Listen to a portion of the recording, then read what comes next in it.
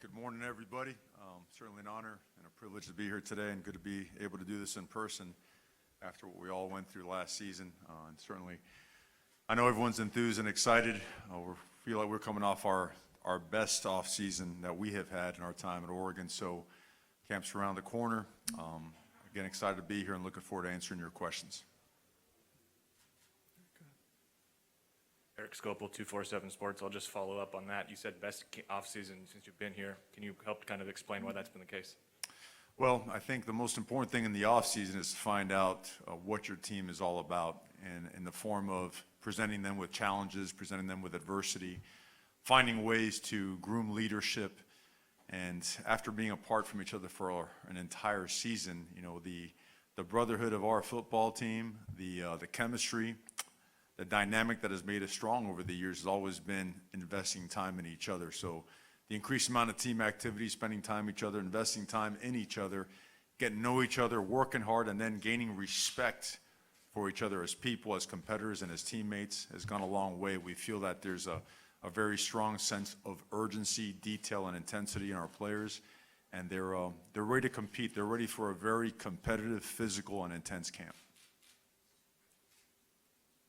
The quarterback position, obviously going to get some questions on that, but when fall camp starts here in about a week, is Anthony Brown still with the ones, and kind of what's going on behind him? Anthony will start with the ones, and he has earned that. He's done a very good job from a performance standpoint, from a leadership standpoint, taking on Coach Moorhead's offensive scheme. And at the same time, the freshmen behind them have done an excellent job as well, and it merits them getting an opportunity to compete for that position as well. We will make that happen. I think it's an injustice to the game of football and to our program and our culture not to provide opportunity. But that being said, when we start practice, Anthony will start off with the ones, and he has earned that. Following on Anthony, Mario, just what did he get from your perspective and in conversations with him, just what did he get this summer out of working in Atlanta with Quincy, obviously, who he works with anyway, and at the Manning Academy? What did he get out of those experiences? Well, I think technically and fundamentally the quarterback position never ceases, right? You're always looking for the next best thing to help you from a technical and fundamental standpoint. I think now after having done or having experienced Coach Moorhead's coaching style, sitting in meetings with him, reviewing film, and then experiencing a spring ball in the offseason with our players, you know, a lot of the stuff that he takes home with him, he can apply to those training sessions as well. He's done that, and there's always carryover when you do that. I think our players sense it, our team senses it. I think he's poised to have a really big season. We're excited for him. Guys recover from ACLs, whether they're on their original team, transfer, what have you. What went into your assessment of Anthony, given that it was both knees and it was on both run plays and in kind of fluke circumstances? What was your evaluation of the injury side of things beyond what you saw obviously positively from his play? Sure, I think whenever you hear that word, you know that it's a tough injury, the ACL, and when you hear that someone's had two of them, you know it causes concern initially. But you know, I was fortunate enough to be in the presence of a great one by the name of Frank Gore, who had both ACLs done. And I remember the doctor telling us as a staff saying, well, you have better knees now, or Frank has better knees now than what he was born with. And in the case of Anthony, you know, we feel that both procedures were extremely successful. They're way behind them, so those knees are strong. And he's been durable in his time with us, and we've trained a certain way to make him even more durable. So fully confident in his physicality and his durability. Hey, Coach. Nick Hamilton, Nightcast Media. I wanted to ask you about Kayvon Thibodeau. We know how demonstrative he is on the field, but just to speak to his character, not just on the field, but off the field, and what do you see out of that young man in the last couple of years? I think that's the best part of him. I think anytime you sign a player that has that five-star status, you want his work ethic, his demeanor, his leadership qualities to be that of a five-star as well, and he has that. And I think it's his best quality. I think the way he pushes himself, the way he demands of himself is really his best trait, and I think it carries over in a great examples in leadership for those that are coming up behind them, for his current teammates to follow suit, his current teammates to push each other as well. So there's nothing better than when your best players are your best leaders, And you got to realize he's now going to his third year. And I know that you guys see a mature physical guy that's made a lot of plays, real explosive. There's some great stuff there. I mean, a lot of highlights. In reality, this is now his third year of playing college football. Still a young man, really, after 1.5 years. Last year was a very truncated season. So his best football is ahead of him. His best days of leadership, of performance, of all those things that come with this, being a student athlete, his best days are ahead of him. And the expectation is that we're going to challenge him because he has such a high ceiling. We got to get him to that ceiling. And we're going to challenge him as best as we possibly can to make sure he reaches his full potential. Thank you, Coach. You're welcome. Hi, Coach. Gerard Moncure, Fox 11 here in L.A. Just curious, after winning the last 2 championship games in this this conference, how do you like your program having that bullseye on its back? Is that something you take pride in? You welcome that challenge? I was asked that question earlier, and I had a tough time digesting it in my simplicity and my mindset, because I've never, and we will never see ourselves as a program with a bullseye on us, a target on us. It's never been that way. It never will be that way. When we wake up in the morning and our feet hit the ground, we get up with a hunger and a drive and determination to make sure that we're always the hunter, in a humble way, in a driven way. So all the other stuff, the fluff and the predictions, it doesn't factor into our regimen, our structure, our DNA, our mentality. So Thank you, Coach. I hope that makes sense. Thank you, sir. A running back question. Obviously, we know what they've got with CJ and Travis, but Sean had an injury. I think Trey's recovering, and a couple guys just got here. What do you kind of see from that position group and where it is right now? Fully confident in them. They've shown it. I mean, guys that don't get mentioned at all, Aaron and Cross have done a great job too, stepping in there. They showed they were explosive football players that can help us win. And watching, and what I've watched so far of both Byron and Seven, those guys are going to help right away. Those guys have elite talent. They're physical, they're strong. You could push them. They already know that in our regiment. They're going to get pushed. They're going to get challenged hard and strong, and they've responded really well to that. Byron's a bigger guy now. He's 215 pounds just about and still growing. And Seven is a lot bigger than you would think, coming in just so explosive and dynamic, with the ball in his hands, and not only out of the backfield, but out, spread out there as a wide receiver as well, and on special teams and in those units also. So all in all, we felt very good about our depth at that position. You've had a pretty good staff of analysts over your years at Oregon, but you add Nick and Jimmy this offseason. Rare to have that kind of talent in an analyst capacity. What does it mean to you, to the program, to add a guy who ran Tim's defense, and Nick, and obviously has had a pretty nice career, and Jimmy, an SEC defensive line coach and premier recruiter, in analyst roles for this program? Just what do they bring to the table for you? Well, appreciate you mentioning that, because those guys, we're always looking to add brain power, manpower, the ability to teach better, to create teaching progressions, off-field regimentation, off-season regimentation, film study processes during the year. Anything an analyst is allowed to do, we want to increase that and make it better. To have a guy that knows Tim's system, that has done it before, is of extreme value. As a coordinator, you always want to surround a coordinator with guys that are familiar with what he does to try to give him the best chance for success. And then you look at the Pete Jenkins, D-line coaching tree. Coach Brumbaugh is one of those guys that, stands out as one of those premier guys. So Joe Salaveo, we feel is the best in the country of what he does, and to supplement our defensive staff and our special team staff with guys like Coach Toth and guys like Coach Brumbaugh makes us a stronger staff, makes us a better staff, and gives us a better chance to be successful on defense and on special teams. What does it mean to you that KT in the offseason doesn't just come down here, work out where he's worked out for years, but seeks out someone like Chuck, who has obviously worked with all the premier pass rushers in the NFL, that he takes that on himself to do in an offseason? It's just another indication that he understands that it takes what it takes. We're in a profession where you have to be committed to improvement in every aspect of what you do and how you do it. And if you're not, you are falling behind. There is no staying the same. You're either getting better or someone's passing you up.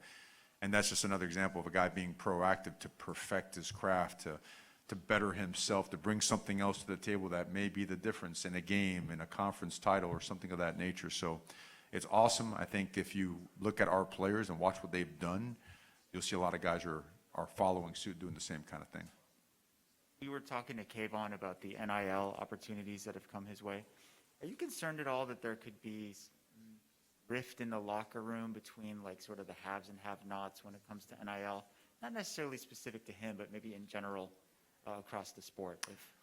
Well, because it is a unprecedented situation and aspect, right? I think everyone is wondering what it's going to be like. I also think it's a great, I would say, preschool for real life. Life isn't fair, right? They're going to be in job situations, career opportunities where they may not be making as much as somebody else does, might be working just as hard, being just as productive, but somehow it just doesn't go their way. So this is a direct reflection of what the real world is like as well. Now, what do? You make sure that that's very clear, that that's understood, so that everything is still geared and steered towards performance in the classroom, on the field, becoming the right type of brotherhood and football program and team and family, because if you allow that to get chipped away at, you're going to fracture a culture. You're going to fracture a team dynamic. So you have to be in tune with it. You have to be very real with it. I think that's the part that just stands true always, right? Just be real, be honest, be transparent. And then when things come up, just understand that we live in a world and we live and work in a profession of conflict, right? Adversity, and that comes with it. So it's just more practice. Hey, Coach. My name is Marja Baker, and I'm reporting on, from TG Sports. Quick question. The return of your inside linebacker, Justin Flo, can you speak on his off-season rehab and him coming back and how excited you're happy to have him back, please? Really excited for Justin. I think those that saw him perform in the spring game saw how explosive he is. The fact that he is a very physical player, very talented player, goes from 0 to 60 in a snap, very smart player. Guy's worked really hard, not only in the classroom, but on the field, on his rehab as well after being injured last year. So expecting big things from him and the rest of the linebacking core. Thank you. Thank you, man. Matt Preem, 24/7 Sports. Hi, Mario. How you doing, buddy? June, you were able to recruit. What was that experience like? Obviously, it was pretty good for you with commitments. I know you can't talk about it, but and then how did it set you up for season and recruiting and being able to maybe focus more on the season instead of both? Well, we never feel like where we need to be in recruiting. You always want to continue to elevate the level of the caliber of athlete, competitor that you bring into the program, but to be able to get out there and actually watch some things live, it's always going to be the best form of evaluation. There's no film study in the world that can ever replicate being there live and watching someone perform. And it could be in the form of not only a football game or practice, it could be in the form of a track and field event, a basketball game.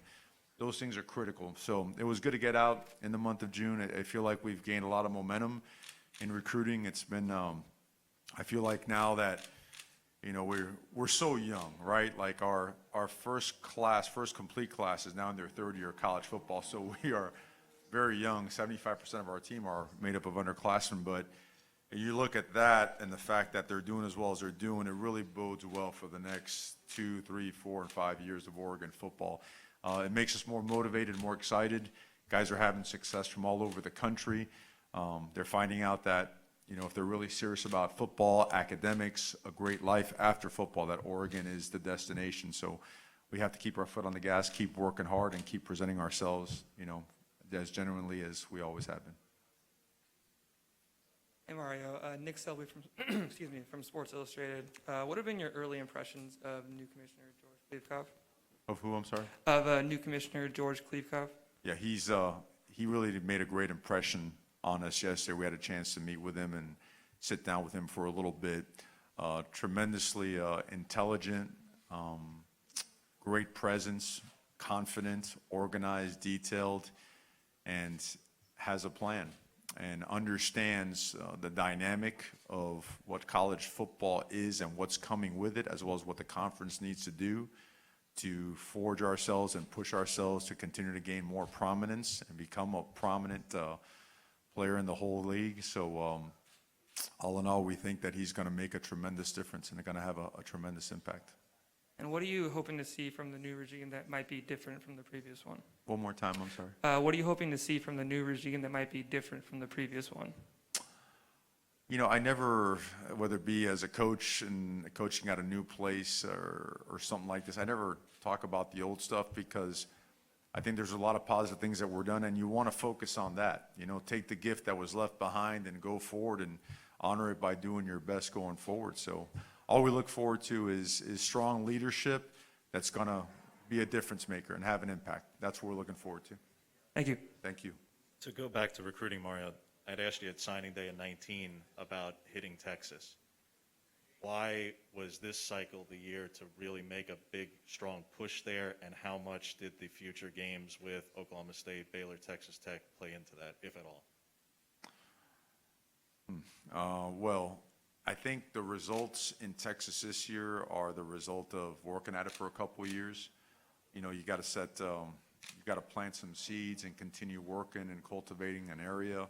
And I think that now this is, we're recruiting hard. As you know, I can't comment on certain players or whatnot, but we're heavily invested in the state of Texas as well as other parts of the country because we believe that the football and the coaching there is off the charts. It's awesome. But we always felt that Oregon, when Oregon has been really good in previous years, that part of the country and other parts, have been really instrumental in making that a reality. So we're heavily invested. To the scholarship management component of recruiting in this year because of the super seniors, because of everybody's clocks were paused, how much did you have to have frank conversations with your quote-unquote juniors who are true seniors about what their plans are? Do you enter it assuming those 10 players and somebody like a KT moves on? Is it assumptions versus conversations? How much are you? No, you're always transparent. You have conversations and you're upfront, but I don't think you put a cap on recruiting or a cap on numbers. I think anytime you do, you end up falling short. I think it always, as long as you have a detailed plan, it works itself out. We plan on signing a full class again, and we're going to do that every single year. Just, with early departures and whatnot, and sometimes the transfer portal, the numbers end up working out. So we're going to stay very aggressive on the recruiting front and bringing in talent. Hi, Mario. Brad Susmat, Sports 360 from Arizona. Ty Thompson, speaking of recruiting, just a bunch of players from Arizona, but let's just go with Ty Thompson and how he looks, where he fits. He is off the charts, as talented as it gets, as driven, as motivated as it gets, diligent, smart, competitor, relentless, physical, an absolute specimen. I mean, when he's in there lifting, he looks like a linebacker more than a quarterback. Precision, passer, throws a deep ball well, the short game, the intermediate ball, great touch on the long ball, very accurate, very decisive, understands coverages and protections really well, is a grinder in the film room. We couldn't have asked for a better signee at quarterback. Ty has a monster future at the University of Oregon, and he's in the mix as we head into fall camp. Where in the mix? Well, that'll take care of itself as we compete, but he is in there, and he's in there strong. Buckner, just a thumbnail on Buckner so far. He is to quote one of my old coaches, he's like a rolling ball of butcher knives, man. He just goes. He has got great technique, great motor. Obviously, his father was a great player and a great football coach, so he comes in advanced in terms of the use of his hands, his get-off, understanding offensive schemes, right? Alignment, splits, backfield sets, quarterback indicators. Grinder of a worker. I mean, I think you saw, I don't know if you saw him in the weight room last week, squatted 500-plus pounds and didn't really struggle to do so. So he's a guy, I know he was one of the players of the year in the state of Arizona. Big things expected from him as well, and we are honored to have him in the program. Walden's a stud. Arizona was a heavy hit for us last year, and rightfully so. The football played there is awesome. Walden and Jeffers are together now. Jalen, they both played at Swallow together. Walden is another guy that is just physical. And you watch him play in high school. All he did was go after people. As he is not passive in pass protection. He is aggressive. He looks like a run blocker in pass protection. He's heavy-handed, but light-footed, can slide his feet, can anchor, plays with great balance and body control, can block low to high, gets his feet in the ground with a flat back, creates a lot of movement at the line of scrimmage. I mean, he's talented enough to play defensive line. That's how athletic he is. So absolutely thrilled to have him. He's weighing 302 pounds right now. So he's really, really put on some mass, good kind of mass. Thank you. Thank you. Hey, Coach, Blair Angulo with 24/7 Sports. In the modern recruiting landscape, especially nationally, how important have the big recruiting events like Saturday Night Live become to success in every recruiting class? I think anytime you can get your top prospects on campus, it is critically important, and SNL for us has been that, at the end of the summer. If you look at a lot of guys on our current roster, a good chunk of them attended our event or other events on campus. It's just, we're fortunate. Oregon's a special place. You set foot on campus, you realize right away it's different. The investment in the student athlete, the resources are a very different level, which screams of investment. It screams of commitment. And so when they get to see that, and plus they get to compete with other guys, some of them commitments that are on their way to Oregon, it's pretty powerful. They want to be at a place like that. They want to be on the same team with guys like them. So all in all, it's a great event. It's a great atmosphere, and certainly something that's really strong for us and powerful in recruiting. 5 more minutes. USC joined you guys in the top 10 in the recruiting rankings in the previous cycle. How much is that battle, that competition between those two programs pushing Oregon to be its best at recruiting? I just think it's like everything we do, we really focus on ourselves. We don't really get into who or what anybody else is doing. We know we have great teams in the conference that are going to recruit well and that have historically recruited really well. But it all comes back to us. We have certain expectations for ourselves that we're not going to deviate from, we're not going to lower. So every ounce of what we have, effort, passion, energy, is completely committed and just geared towards us doing what we do. All 5 starters back on the offensive line and like a 6th quasi guy in Steven. You guys have a lot of bodies back, but a lot of talented younger players too. What's the balancing act of getting those guys reps in practice, and the competition there must be pretty immense? Practice. Those young players are extremely talented, and they're going to be ready to play, and they're going to be ready to compete. And the best thing is guys like Alex Forsythe does a great job taking those guys underneath his wing and teaching them culture of how we do things. And he knows that these young guys are going to factor into playing this year. They are that talented. They are that good, and they are physically ready. You saw Jackson Powers Johnson. I mean, he's benching close to 5. He's squatting well over 5. His power clean is in the 330 range. Kingsley's in the same boat as him. Bram's in the same boat. Faupe's been here. Harper has been here. Jonathan Dennis. All those guys have had outstanding summers, and they're ready to play football. They're ready to go. Stevens had an unbelievable summer. He's about 336 right now. And, I think Panay's mad because Steven ran faster than him on the GPS, so we had to send that to Panay so he knows that somebody's finally faster than his big old butt is. So, but all in all, very pleased with the way those guys are pushing, and it all starts with the guy on the other stage, Alex Forsythe, tremendous leader. I just had a quick follow-up on that. Do you think you'll rotate still like you did last year where you had 6 guys playing kind of even snaps? Or I think we'll play a lot of guys. I think we will, and I think if the best thing is talk to Panay. Been playing left tackle. He gets drafted 6th overall. What's he do right away? Right tackle. Versatility is important for the current situation, our football team, and versatility is important for their career going forward. They have to be able to bounce around and be versatile and play different positions. Last year, you mentioned the importance or the lack of a full training camp and the Yes. off-season training. You didn't use it as an excuse, but can you maybe explain where your team is now going into fall camp compared to where you were last year without the training? Yeah, well, we're ahead physically, without question. We can go right into fall camp, and instead of picking up where we left off, we're picking up where we should be right after this whatever 6-day break that they get. There is no pulling back on the reins. We've had a great offseason, both in terms of the winter program, spring football, phase 2 of strength and conditioning, and then the summer. So we've had a chance to implement our systems again and reinstall again by player-led practices, which grooms leadership. Our bodies have developed tremendously. Guys have put on the right kind of weight and lost the wrong kind of weight. It's where you want to be at this point in time in the calendar. And just one last question is, what excites you about this team? Like when you look at it, Why? To me, the fact, look, and I know a lot of people talk about some of these talented guys and the young guys and everything else. What excites me the most is that we're throwing some serious adversity and challenges at these guys. Like, we're pushing them hard, and the only response has been, bring it.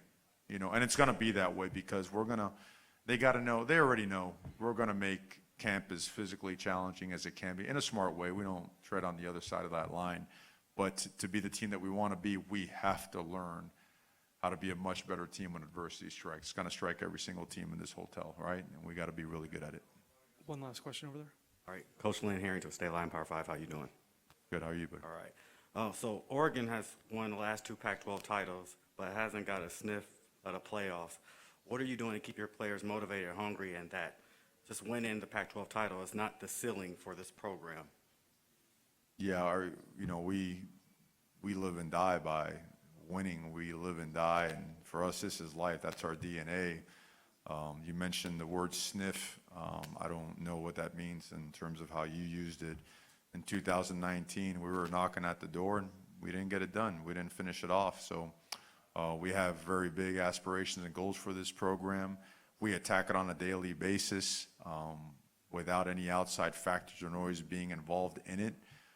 We want nothing but the absolute biggest and greatest accomplishments on the biggest stage and at the brightest lights, and we're going to relentlessly work at it till we get there. And every single part of it is important. Every game, every conference championship, no matter what it is, it's important. And for us, there are no little things. They are all big things, and that's our focus. Thanks, Coach. Thank you. All right, thank you, Coach. All right. Thanks, guys.